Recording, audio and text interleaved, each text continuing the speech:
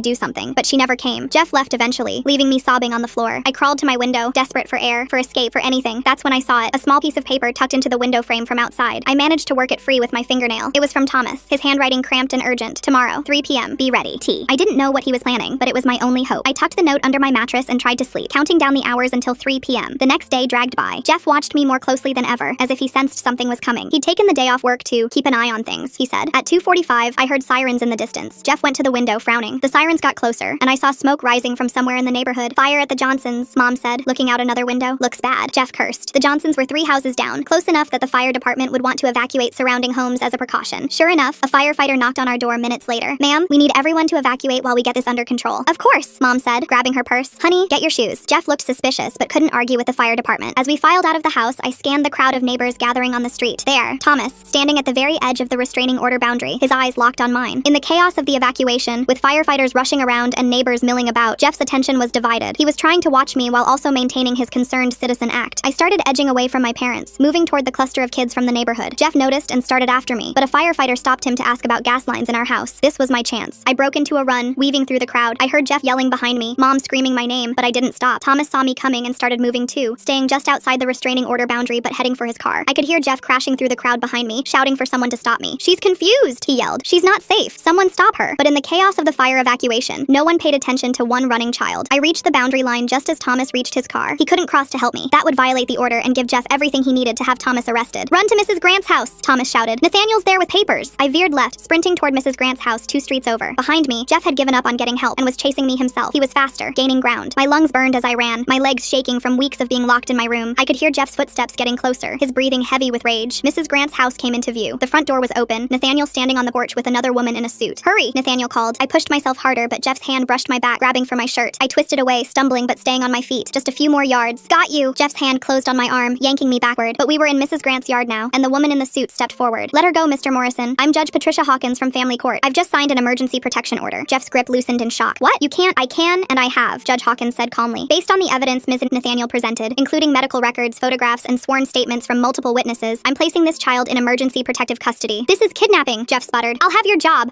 You'll do nothing, Thomas said, appearing at the edge of the yard, still carefully outside the restraining order boundary, except face the consequences of what you've done. More sirens approached, but these weren't fire trucks. 2 police cars pulled up, and officers I didn't recognize got out. State police, not local. Jeffrey Morrison, one said, we have a warrant for your arrest on charges of child abuse, sexual assault of a minor, and witness intimidation. Jeff's face went white. He looked around wildly, seeing Mom running up the street, seeing the neighbors starting to gather, seeing his carefully constructed world crumbling. This is a mistake, he said, but his voice had lost its confident edge. I'm a pillar of this community. I coach softball. I run a charity. You're a predator, Mrs. Grant said quietly, and we have proof. As the officers approached with handcuffs, Jeff made one last desperate play. She's lying. They all are. Thomas manipulated them. Check his computer. You'll find things, I guarantee it. We did check his computer, one of the state officers said. We found the evidence you planted there yesterday. We also found your fingerprints on the USB drive you used to transfer it. Your mistake was buying that drive with your credit card. Jeff's mouth opened and closed like a fish. Behind him, Mom had stopped in the middle of the street, her face a mask of shock. Mom? I called out, some part of me still hoping she'd choose me, even now. She looked at me, then at Jeff being handcuffed, then at the neighbors watching. I saw the moment she made her choice. This is a misunderstanding, she said, rushing to Jeff's side. My daughter is troubled. She makes things up. Jeff would never. Ma'am, Judge Hawkins interrupted. Your daughter has extensive documented injuries consistent with abuse. Multiple witnesses have come forward. Your husband has been caught planting evidence to frame an innocent man. This is not a misunderstanding. Mom's face crumbled, but not with realization or remorse, with anger. At me. You've ruined everything, she hissed. Our life, our reputation, everything. No, Thomas said firmly. Jeff ruined everything. You enabled him. Your daughter survived despite both of you. The state police led Jeff away as he continued to protest, to threaten, to play the victim. But no one was listening anymore. The spell was broken. Neighbors who had shunned Thomas now looked ashamed. Parents who had believed Jeff's lies whispered among themselves. The truth, so long suppressed, was finally in the light. What happens now? I asked Nathaniel. Now you're safe, she said, putting her arm around me. You'll stay with a foster family while we sort out the legal matters. Thomas is fighting to get his daughters back. The evidence you helped gather about their mother will help his case, and you'll need to testify against Jeff. I nodded, exhausted but relieved. It wasn't over. There would be trials, testimony, difficult days ahead, but for the first time in so long, I could breathe. As the crowd dispersed, Thomas approached the boundary line. We stood there, just feet apart but unable to hug, unable to properly thank each other. You saved me, I said. You saved yourself, he replied. I just helped, and you helped save my girls. The judge is reviewing their case tomorrow thanks to everything that's come to light. Mrs. Grant joined us, tears in her eyes. I'm so sorry it took us so long to see the truth, to act on it. You acted when it mattered, I said. That's what counts. The fire at the Johnsons was under control. A small kitchen fire that had produced a lot of smoke but little damage. Thomas smiled slightly. Convenient timing, I said. Very, he agreed. Almost like someone who knows about electrical systems might have suggested to Mr. Johnson that his old wiring needed checking, and that if sparks happened to fly at just the right time. Thomas! Mrs. Grant scolded, but she was smiling too. As Nathaniel led me to her car, I looked back at the neighborhood that had been my prison. Jeff's house stood empty now, Mom having fled to her sister's rather than face the neighbor's judgment. Thomas's house had new graffiti. Someone had crossed out predator and written hero instead. It wasn't a perfect ending. I was heading to a foster home, unsure of my future. Thomas still had to fight for his daughters. The legal battles ahead would be long and painful, but I was free. Jeff was in custody. The truth was known, and sometimes that's enough to start healing. I watched from Nathaniel's car as more police vehicles arrived. State troopers were setting up a perimeter around Jeff's house while crime scene technicians carried equipment inside. Through the chaos, I spotted Mom arguing with an officer near her car, gesticulating wildly. We need to go to the station, Nathaniel said, starting the engine. They'll want your statement while everything's fresh. The drive took us past Thomas's house. He was standing in his driveway with Judge Hawkins, showing her documents. His daughter's case file, I realized. The judge nodded as she read, occasionally asking questions. At the state police station, everything moved differently than my first attempt to report Jeff. A female detective with kind eyes led me to a comfortable room with couches instead of metal chairs. She introduced herself as Detective Martinez and explained she specialized in cases like mine. Take your time, she said, setting up a recorder. We have all day if we need it. I talked for 3 hours. Every detail, every incident, every time Jeff had hurt me. Detective Martinez never interrupted, never looked skeptical. She took notes and asked gentle, clarifying questions. When I finished, she had tears in her eyes. You're very brave, she said. Your testimony, combined with the evidence Thomas collected and the medical documentation, gives us a strong case. While I was giving my statement, things were happening fast back in the neighborhood. Nathaniel kept getting updates on her phone. Jeff's computer had been seized. They'd found the security camera footage from my bedroom. Hours and hours of it. The USB drive he'd used to plant evidence on Thomas's computer contained traces of other files too. Bad files. He's going away for a long time, Nathaniel said quietly. That evening, I was placed with an emergency foster family, the Nguyens, who lived across town. They were an older couple who'd been fostering kids for 20 years. Mrs. Nguyen made me soup while Mr. Nguyen set up a bedroom for me. No locks on the doors here, he said gently. You can come and go as you please. I slept fitfully that first night, jumping at every sound, but no one came to my door. No one tried to hurt me. The next morning brought a flurry of activity. Nathaniel picked me up early for a meeting with the prosecutor. She was a sharp woman named Patricia Chen, who walked me through what would happen next. Jeff's been denied bail, she explained. He's considered a flight risk and a danger to the community. The trial won't be for several months, but we have a strong case. What about Mom? I asked. Patricia's expression hardened. She's being charged as an accessory. The evidence shows she knew about the abuse and failed to protect you. She's out on bail but has a no-contact order. She can't come near you. After the meeting, Nathaniel drove me past my old neighborhood. I needed to see Thomas, to thank him properly. The restraining order had been lifted now that Jeff was in custody. Thomas's house looked different. The predator graffiti was completely gone, painted over with fresh white paint. Neighbors were in his yard, the same ones who'd shunned him, helping repair his slashed tires and damaged property. He was on his porch with his daughters. They were back. Both girls looked healthier already, playing with new toys while Thomas watched protectively. You did it, I said, running up the steps. Thomas hugged me tightly. We did it. All of us together. Alexander and her sister joined the hug, and we stood there for a long moment. 4 survivors who'd found each other in the darkness. Mrs. Grant appeared from next door, carrying a casserole. For your dinner, she said to Thomas, then turned to me. How are you holding up, dear? Better, I said honestly. The Nguyens are nice. Good people, she nodded. I've known them for years. You'll be safe there. The neighborhood had transformed in just one day. Parents who'd pulled their children away from Thomas now brought them over to apologize. The woman who'd suggested calling CPS on him brought cookies and a tearful apology. I should have seen it, she said. Jeff was so convincing, but the signs were there. Thomas was gracious, but I could see the hurt in his eyes. These people had been ready to destroy him based on Jeff's lies. That afternoon, I had my first appointment with a trauma counselor. Dr. Patel was nothing like the school counselor who'd dismissed me. She listened without judgment and gave me tools to cope with the nightmares and anxiety. Healing isn't linear, she said. Some days will be harder than others. That's normal. The Nguyens were patient with my struggles. When I woke up screaming that first week, Mrs. Nguyen made me tea and sat with me until I calmed down. When I couldn't eat certain foods because they reminded me of Jeff, Mr. Nguyen learned to cook new dishes. School was complicated. News of Jeff's arrest had spread quickly. Some kids stared at me with pity, others with curiosity. My teacher apologized profusely for not believing me. I'm mandated to report suspicions of abuse, she said, tears in her eyes. I failed you. I'm so sorry. The principal held an assembly about recognizing abuse and speaking up. It felt too little, too late, but at least they were trying. 2 weeks into my new life, I testified before a grand jury. It was terrifying, but Patricia Chen prepared me well. I spoke clearly about everything Jeff had done, everything Mom had ignored. The grand jury returned multiple indictments against both of them. Thomas testified too, presenting all the evidence he'd collected. His meticulous documentation painted a clear picture of Jeff's predatory behavior and the systematic way he'd isolated me. The judge in Thomas's custody case was the same Judge Hawkins who'd signed my emergency protection order. She reviewed the evidence about his ex-wife's abuse, including new testimony from teachers who'd noticed the girl's injuries but hadn't reported them. I'm granting full custody to Mr. Thomas, she ruled, and ordering supervised visitation only for the mother, pending completion of parenting classes and anger management. Thomas cried when the ruling came down. His daughters clung to him, finally safe from their mother's violence. The criminal case against Jeff moved forward slowly. His lawyer tried various tactics, claiming Thomas had manipulated evidence, suggesting I'd been coached, even trying to get the security camera footage thrown out. But Patricia Chen countered every move. Mom's case was more complicated. Her lawyer argued she was a victim too, manipulated by Jeff, but the prosecutor had evidence of her actively covering for him, threatening me to stay quiet, choosing him over my safety repeatedly. 3 months after Jeff's arrest, I was called to testify in a pretrial hearing. Seeing him in an orange jumpsuit, shackled and diminished, was surreal. He'd seemed so powerful before, so untouchable. Now he was just a pathetic man in chains. I testified for 2 hours, detailing the abuse. Jeff's lawyer tried to trip me up, suggesting I was confused, that Thomas had planted ideas in my head, but I stayed calm and stuck to the truth. Thomas saved me, I said firmly. Jeff hurt me. Those are the facts. The judge ruled there was sufficient evidence for trial. Jeff's lawyer immediately tried to negotiate a plea deal, but Patricia Chen wasn't interested in anything less than significant prison time. Mom's trial came first. I had to testify again, this time about her knowledge and complicity. It was harder than testifying against Jeff. Despite everything, part of me still wanted her to love me, to choose me. She was convicted of child endangerment and failure to protect. The judge sentenced her to 3 years in prison, suspended to 1 year with probation. She'd have to register as a child abuse offender and could never have unsupervised contact with minors again. Mom looked at me as they led her away. No apology, no remorse, just anger that I'd ruined her life. Jeff's trial was a media circus. Pillar of community exposed as predator, the headlines read. His charity work, his coaching, all of it was revealed as grooming behavior. Other families came forward with concerns they'd dismissed because of his reputation. The security camera footage was devastating. The prosecutor had to carefully edit it to protect my privacy, while still showing Jeff's pattern of abuse. The jury looked sick as they watched. Thomas testified about his observations, his documentation, how Jeff had systematically isolated me. Mrs. Grant testified about Jeff's threats and attempts to frame Thomas. Even some neighbors who'd believed Jeff testified about things they'd noticed in hindsight. Jeff took the stand in his own defense, still trying to play the victim. He claimed I'd misunderstood his his affection, that Thomas had twisted innocent interactions, but under cross-examination, his story fell apart. The jury deliberated for only 3 hours, guilty on all counts. The judge sentenced him to 25 years in prison with no possibility of parole for 15. Jeff screamed as they dragged him away, shouting that I'd ruined his life, that Thomas had manipulated everyone, but no one was listening anymore. After the trials, life slowly found a new rhythm. I stayed with Nguyens, who'd offered to be my long-term foster parents. They gave me stability and patience as I worked through trauma. Thomas and his daughters became like extended family. We had dinner together every Sunday. The girls and I bonded over our shared experiences, supporting each other through the healing process. Mrs. Grant became the neighborhood grandmother I'd never had. She taught me to knit, helped with homework, and always had fresh cookies waiting. The anniversary of my escape was hard. I'd been in therapy for a year by then, making progress but still struggling with nightmares and trust issues. Dr. Patel reminded me that healing takes time. You're not the same person you were before, she said. Trauma changes us, but you're stronger than you know. School improved gradually. I made new friends who didn't know my whole story, who liked me for who I was becoming rather than pitying who I'd been. Thomas got a new job at a security company that actually appreciated his attention to detail and protective instincts. His daughters thrived in therapy and at their new school, free from their mother's abuse. The neighborhood transformed too. Jeff's house was sold, a young family moving in who knew nothing of its history. The community became more vigilant, more willing to listen when children spoke up. I testified at several community meetings about recognizing abuse, about believing children, about the danger of predators who hide behind respectability. It was hard, but necessary. 2 years after Jeff's conviction, I spoke at a conference for social workers and law enforcement about my case, how the system had failed me initially, how one person's determination to document the truth had saved me. Thomas saw what others refused to see, I said. He risked everything to protect a child who wasn't even his. That's what we need more of. The Nguyens officially adopted me on my 16th birthday. The courtroom was packed with everyone who'd become my real family. Thomas and his daughters, Mrs. Grant, Nathaniel, even Detective Martinez and Patricia Chen. Judge Hawkins, who'd signed my emergency protection order years earlier, performed the adoption. It's wonderful to see you thriving, she said, signing the papers that made me officially a Nguyen. That night, we had a huge celebration at Thomas's house. The whole neighborhood came. The same people who'd once shunned him now celebrating our survival and resilience. You saved my girls, Thomas said quietly, watching his daughters play with the other kids. Your courage in speaking up gave me the evidence I needed to protect them. We saved each other, I replied. As I looked around at my chosen family, I thought about how different my life could have been if Thomas hadn't moved in next door, if he hadn't been watching, if he hadn't risked everything to help me. Jeff was serving his time, no longer a threat to anyone. Mom had disappeared after her release, moving across the country. I didn't miss her. The scars remained, physical and emotional. Some nights I still woke up in a panic. Some days I struggled to trust, but I was healing, surrounded by people who truly loved and protected me. That's the thing about survival. It's not a destination you reach and then everything's fine. It's a journey you take one day at a time with the right people beside you. Thomas still lives next door to the Nguyens now. We made sure to find a house near his when we moved. His daughters call me their big sister. Mrs. Grant moved to our new neighborhood too, unable to bear being separated from her kids. We're an unconventional family, bound not by blood but by something stronger. The choice to protect each other, to believe each other, to never let another child suffer in silence. And every day, I choose to keep healing, keep growing, keep living. Because that's the best revenge against those who tried to break me. I'm not broken. I'm not a victim. I'm a survivor.